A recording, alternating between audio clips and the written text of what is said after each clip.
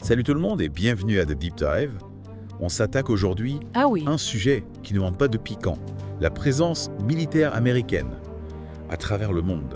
Et pour décortiquer tout ça, on part d'un commentaire français qui pose des questions assez percutantes. exactement. On va plonger ensemble dans ce commentaire et voir comment l'auteur Oui. analyse cette présence américaine à la fois en termes de chiffres bruts et d'impact géopolitique. Alors accrochez-vous bien car le chiffre qui donne le ton est tout simplement colossal, 800 Ouais. bases militaires américaines réparties dans 177 pays. C'est juste énorme. On a du mal à imaginer l'ampleur d'un tel réseau. C'est un chiffre qui donne le vertige et qui contraste fortement avec d'autres puissances militaires. La Russie, par exemple, souvent perçue comme un rival de taille, Oui. ne dispose que de 12 bases à l'étranger. Ça met vraiment en perspective la puissance militaire américaine et sa portée mondiale. C'est clair, on parle d'un autre niveau. Et le commentaire souligne que ces bases ne sont pas là juste pour répandre la démocratie, comme on l'entend souvent. L'auteur va bien au-delà de cette vision simpliste. Absolument. Pour lui, ces bases sont avant tout des outils de pouvoir et d'influence. Elles servent à imposer une présence, à contrôler des zones stratégiques, à peser dans les relations internationales. L'auteur parle même d'un impérialisme rampant qui s'appuie sur ce réseau tentaculaire de bases. Donc on est loin du discours officiel sur la défense de la liberté et des valeurs démocratiques. Oui. L'auteur met le doigt sur des motivations plus cyniques, plus liées à des intérêts géopolitiques et économiques. Tout à fait. Il détaille d'ailleurs plusieurs objectifs que serviraient ces bases, maintenir la pression sur certains pays, négocier des prix avantageux pour les matières premières, voire même contrôler ou renverser des gouvernements. Ouais.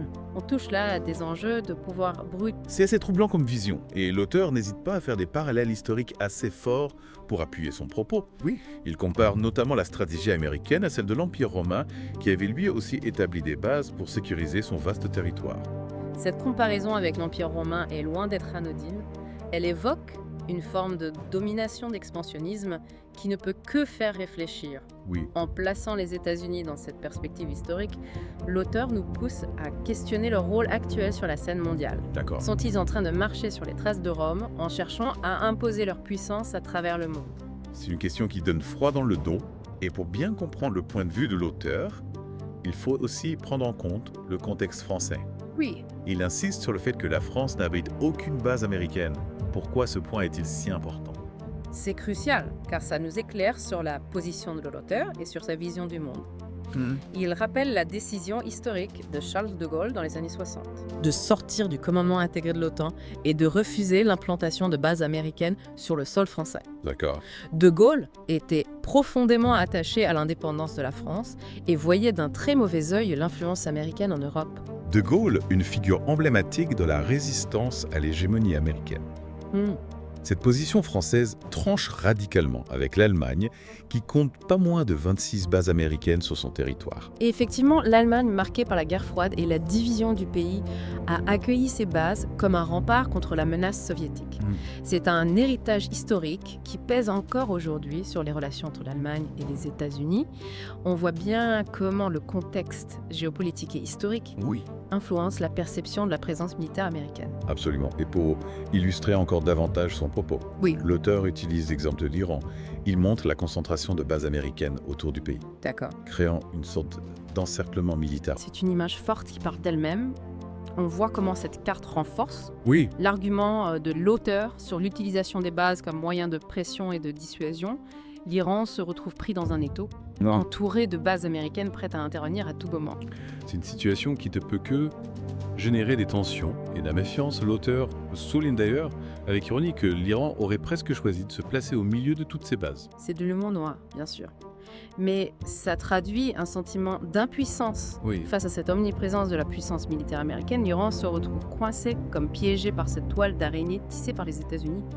il faut rappeler que la Russie, face à ses 800 bases américaines, n'en possède que 12. Oui. C'est vraiment David contre Goliath. Ce chiffre met en lumière le déséquilibre des forces en présence. Les États-Unis disposent d'une infrastructure militaire mondiale sans égale, ce qui leur donne un avantage considérable sur le plan géopolitique. Est-ce un atout ou une menace? C'est la question que l'auteur nous invite à nous poser. c'est une question cruciale qui nous amène à réfléchir aux conséquences de cette puissance américaine sur le monde. Est-elle synonyme de stabilité ou de domination? Et c'est là que le débat devient passionnant. Exactement. On va continuer à explorer ces questions dans la suite de notre deep dive. Restez avec nous. On a vu comment l'auteur du commentaire dénonce cette présence militaire américaine massive comme un outil de domination, mais est-ce que cette vision est partagée par tous? N'y a-t-il pas d'autre manière d'interpréter la présence de ces bases? C'est une excellente question. On a tendance à se focaliser sur les aspects négatifs. Mais il est vrai qu'il existe aussi des arguments en faveur de la présence américaine dans le monde. Certains diront que les États-Unis jouent un rôle de gendarme du monde, oui, garantissant la sécurité et la stabilité dans des régions instables. Effectivement, c'est un argument souvent avancé. On peut penser à la lutte contre le terrorisme, par exemple. Les bases américaines servent de plateforme logistique pour mener des opérations contre des groupes terroristes et contribuent à la protection des intérêts américains et de leurs alliés. Il y a aussi l'argument de la dissuasion. La présence militaire américaine peut décourager d'éventuels agresseurs et prévenir des conflits, un peu comme un garde du corps qui dissuade les fauteurs de troubles par sa simple présence. C'est l'idée de la paix par la force. Oui. En affichant sa puissance militaire, les États-Unis envoient un message clair. Ne nous cherchez pas des noises. D'accord. Cette stratégie a pu être efficace dans certains cas en maintenant un certain équilibre des forces et en prévenant des escalades militaires. Mais on peut aussi se demander si cette présence militaire ne finit pas par attiser les tensions en alimentant un sentiment anti-américain dans certaines régions du monde. C'est un peu le serpent qui se mord la queue. C'est un risque réel. Oui. La présence de bases étrangères sur son sol peut être perçue comme une atteinte à la souveraineté nationale et susciter des réactions de rejet. On l'a vu avec la France de De Gaulle, mais ce sentiment est présent dans de nombreux autres pays. L'auteur du commentaire met d'ailleurs en avant des exemples concrets pour illustrer son propos. Oui. Il cite notamment la présence américaine en Arabie Saoudite, un allié de longue date des États-Unis, mais qui est aussi un pays souvent critiqué pour ses atteintes aux droits de l'homme. C'est un exemple intéressant car il montre la complexité des relations internationales. Ouais.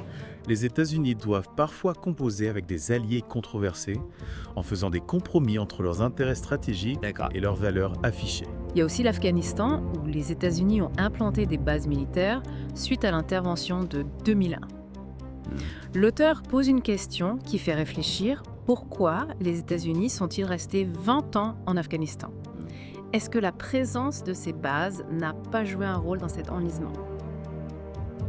C'est une question cruciale. On peut se demander si l'objectif initial de la lutte contre le terrorisme n'a pas été progressivement dépassé par d'autres enjeux comme le contrôle géostratégique de la région ou la protection des intérêts économiques américains.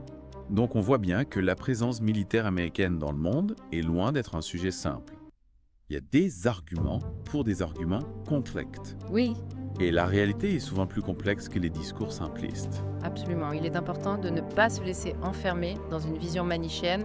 La puissance américaine a des facettes multiples et ses conséquences sont souvent ambiguës. Il faut donc analyser chaque situation avec nuance en tenant compte du contexte géopolitique, historique et culturel.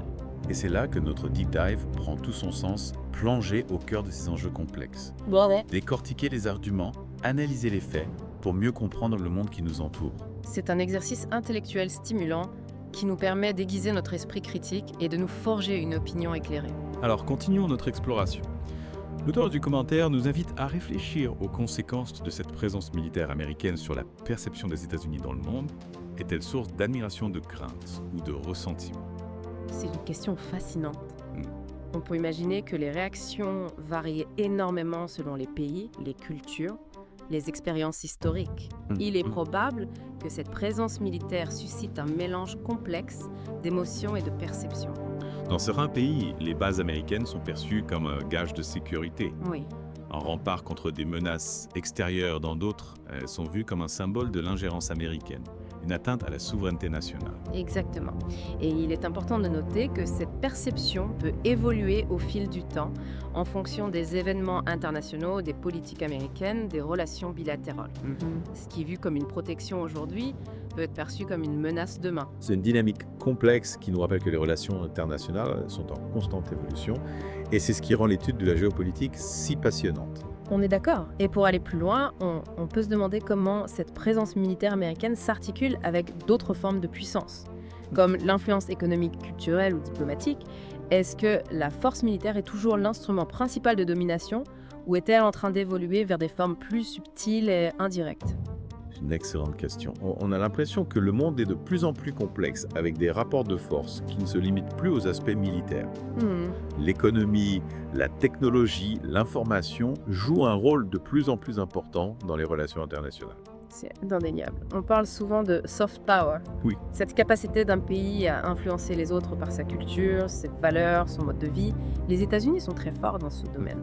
Avec leur industrie culturelle puissante, leur attractivité universitaire, leur capacité à diffuser leurs idées à travers le monde. Mais est-ce que le soft power suffit à maintenir une position dominante sur la scène mondiale?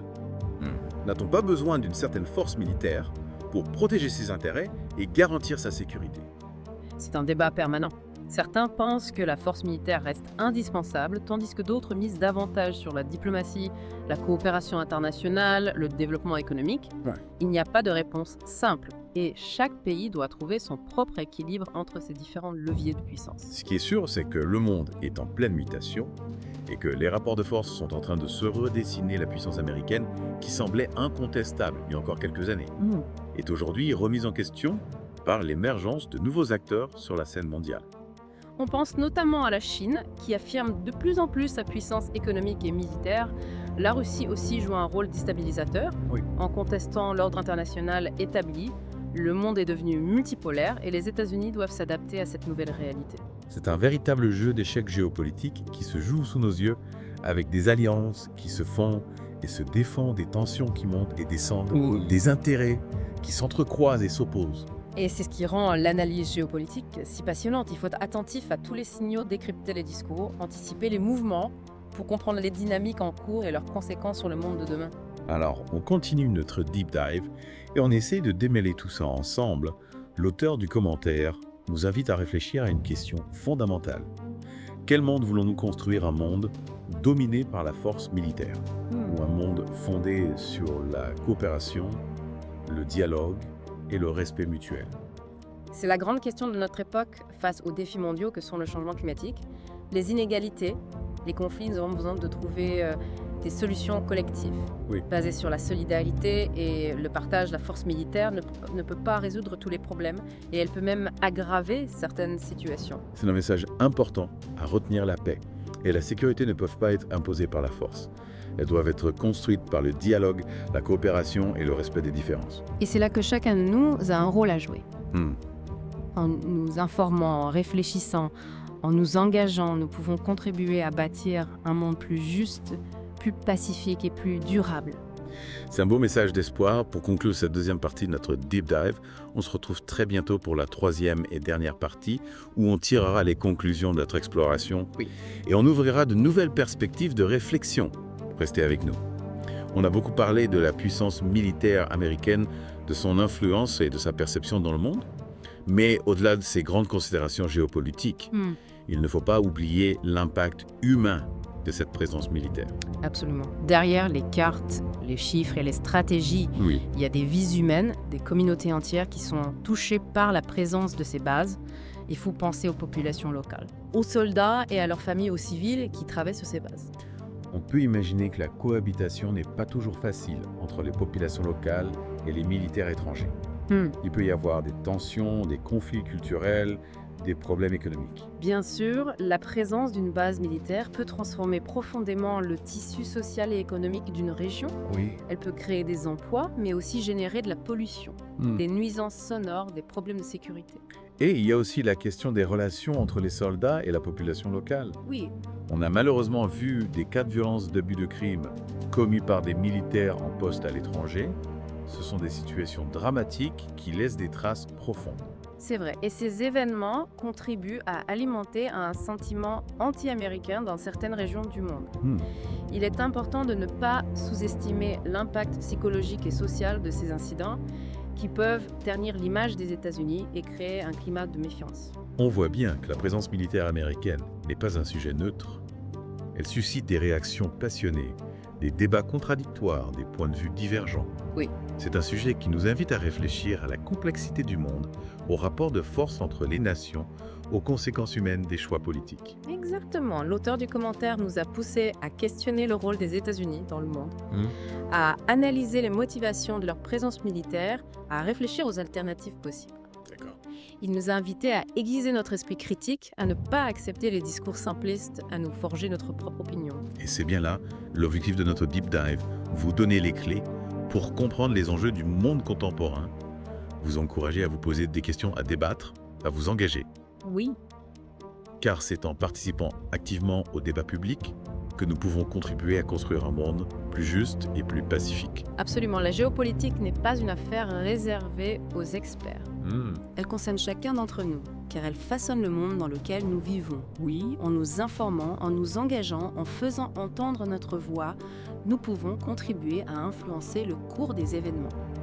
Alors on vous laisse avec cette réflexion. Quel monde voulons-nous construire? Quel rôle chacun de nous peut-il jouer pour promouvoir la paix, la justice et la coopération internationale? Merci de nous avoir suivis pour ce deep dive. On espère que cette exploration vous aura donné matière à réflexion et vous aura inspiré à vous engager pour un monde meilleur. À bientôt pour un nouvel épisode.